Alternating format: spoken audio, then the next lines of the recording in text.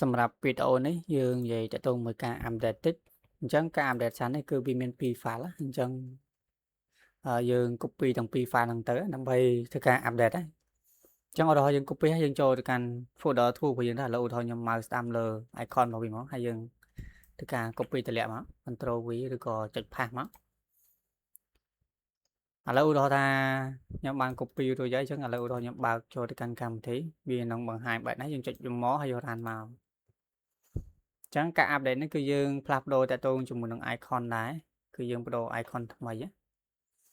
នេះ icon រូបកូនឆ្មានេះដូចក្នុងនេះក៏វានេះដែរនេះរូបនេះវិញណារូបpanda នោះគឺ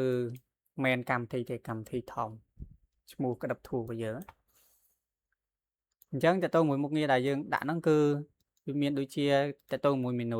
ពីមុននៅលើ menu នេះវាអត់ទាន់មាន menu ទេអញ្ចឹងនៅក្នុង table ខាងមុខនេះក៏យើងអាចធ្វើការបើក LD restart LD ឬក៏ close LD បានណាទាំងនៅក្នុងនេះក៏មានដូចគ្នាដែរខ្ញុំបានបញ្ចូលបន្ថែមហើយអញ្ចឹងនៅក្នុង table នេះក៏យើងមានដូចគ្នាដែរនិយាយទៅយើងបានដាក់បញ្ចូលដូចគ្នាហើយក្នុងនេះយើងបញ្ចូលរឿងមួយទៀតយើងអាចធ្វើការ select ទៅកាន់ LD ណាមួយឥឡូវវាកំពុងតែធ្វើការ loading ទាក់ទងជាមួយ config យើងសិនសារ file អានេះវាច្រើនអញ្ចឹងវាធ្វើការ loading សារថ្មីដូចជាវា source ថ្មីអូខេអញ្ចឹងនៅក្នុងនេះក៏យើងអាចធ្វើការបើក AD start AD បានហើយយើងអាចទៅ edit ឧទាហរណ៍ថាអាណាវា error ឬក៏វាចិត្ត off video ឬក៏ off video អីចឹងវាលុបបង្ហាញនេះ off video នេះ00នេះអញ្ចឹងយើងអាចមកតាមវាហើយនេះedit page setting មកអញ្ចឹងវានឹងនាំទៅនេះវានាំទៅមកដល់កន្លែងហ្នឹងហ្មងអញ្ចឹងឃើញវាមក select ហ្នឹងហើយអញ្ចឹងអាចមកបានឥឡូវខ្ញុំនេះវាអូខេត្រូវទេតើសារតែនេះវា page មួយផ្សេងទៀតអូខេនេះ page វាមួយនេះអញ្ចឹងពេលដែលយើងចុចទៅវា load មកវិញអញ្ចឹងអានេះឈ្មោះ page របស់វាយើងអាចធ្វើការដាក់វីដេអូថែមអីថែមតាមហ្នឹងទៅឬក៏យើងអាច check មើលអាណាចិត្ត off វីដេអូយើងអាចបន្ថែមវីដេអូឲ្យហើយក៏បានដូចអានេះអីនេះអញ្ចឹងវានាំមកដល់ទាំងហ្នឹងយើងអាចបន្ថែមវីដេអូអីទៅយើងអាចមកស្ដាប់នេះ open ទៅកាន់ folder មកដើម្បី check មើលថាវីដេអូយើងបច្ចុប្បន្នអសល់ប្រហែលអីចឹងទៅហើយមុខងារចម្បងមួយទៀតដែលយើងថែមនោះគឺមុខងារauto pause check in ណាយើងអាចធ្វើការ check in បានហើយខ្ញុំទើបតែដាក់បញ្ចូលដែរទេចឹងនៅក្នុងមុខងារនេះយើងអត់មានអីច្រើនទេយើងគ្រាន់តែបន្ថែមមាន effect អីតិចតួចលេងនៅក្នុងហ្នឹងណាវាមាន animation អីមើលទៅរឿងទំនងស្អាតអីចឹងហើយនឹងផ្លាស់ប្ដូរ icon ហើយទៅមួយ auto pause check in នេះវាអត់មានអីច្រើនទេយើងគ្រាន់តែឧទាហរណ៍ថាអ្នក auto pause check in នេះយើងគ្រាន់តែដាក់ folder រូបភាពមកយើងមានរូបភាព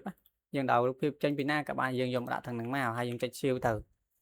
អញ្ចឹងរាល់ពេលដែលវា check in ហើយគឺវាផុសហើយវាយករូបភាពយើងទៅដែរអញ្ចឹងណា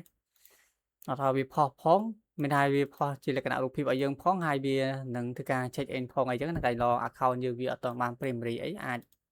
បើកមុខងារនឹងបានគឺវានឹង auto pause check in ឲ្យយើងណា